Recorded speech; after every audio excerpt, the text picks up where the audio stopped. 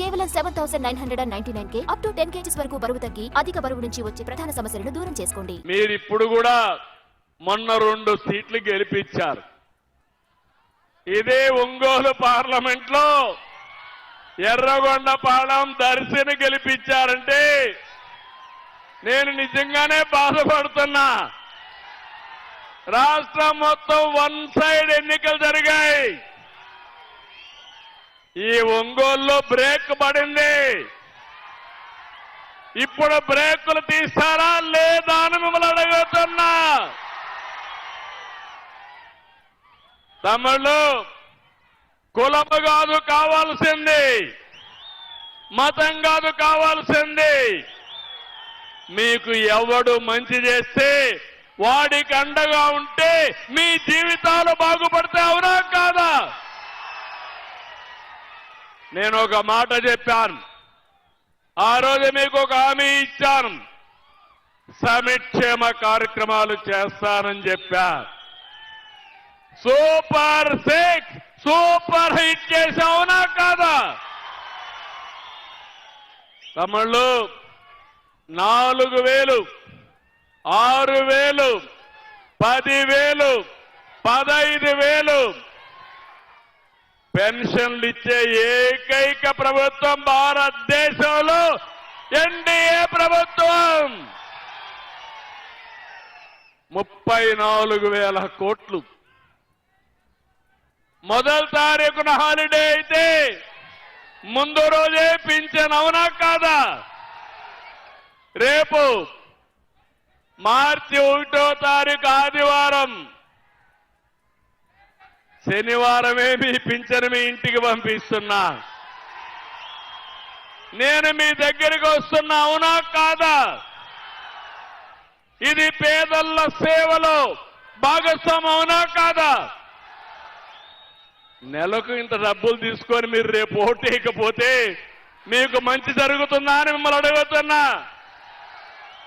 నెలకు 4,000, 6,000 తీసుకొని ఎన్నికల్లో 1,000 రూపాయలకు కక్కుర్తి పడితే మనకు న్యాయం జరుగుతుందా అని మిమ్మల్ని అడుగుతున్నా.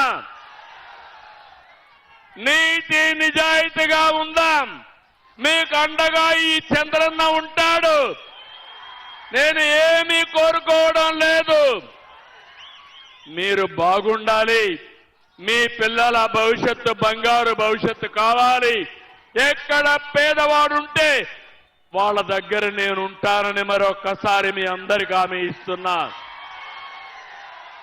వెనుకబడిన ప్రాంతాలకు అండగా ఉంటా, పేదలకు అండగా ఉంటా, నిరుపేదలకు తోడుగా ఉంటా. రైతన్నకి వెన్ను దట్టి నిలబెట్టి రైతే రాజుగా చేస్తాను.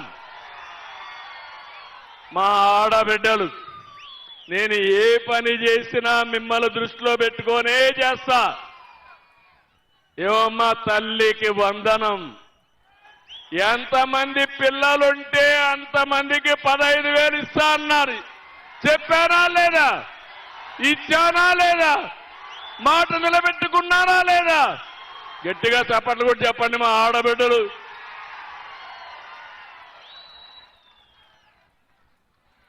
డబ్బులు కాదు, ఇచ్చిన మాట పేదవాళ్ళ కష్టాలు చూసే ప్రభుత్వం మా ఆడబిడ్డలు. నేను స్త్రీ శక్తి అన్నాను. ఆర్టీసీ బస్సుల్లో ఉచిత ప్రయాణ సౌకర్యం. ఈరోజు తక్కువగా వచ్చారు మీరు. నేను అడుగుతున్నా, నాకు మీరిచ్చే కానుక నేను ఎక్కడికి వస్తే అక్కడ మా ఆడబిడ్డలు కనబడిస్తే నాకు కొండంత ధైర్యం ముందుకు పోవడానికి. ఎందుకు ఆ మాట వాడుతున్నానంటే పనులు ఎప్పుడూ ఉంటాయి. మీలో చైతన్యం రావాలి. మగవారితో సమానంగా అవకాశాలు మీకు కూడా రావాలి. అందుకే నేను ఏ పని చేసినా ఒకప్పుడు డాక్రా సంఘాలు పెట్టాను. మీలో చైతన్యం తీసుకొచ్చాను. ఇప్పుడు మళ్ళీ హామీ ఇస్తున్నా.